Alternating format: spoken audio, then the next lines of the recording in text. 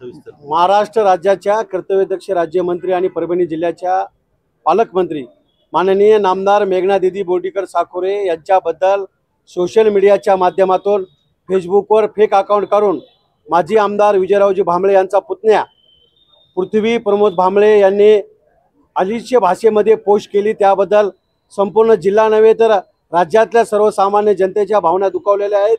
एक अतिशय चांगलं काम करणाऱ्या महिला पालकमंत्री महोदय असून त्यांना कुठेतरी बदनाम करण्याचं कट कारस्थान हे अजितदादा पवार गटाचे काल परवा त्यांच्या पक्षात प्रवेश केलेले हे माजी आमदार विजयरावजी भांबळे करीत आहेत।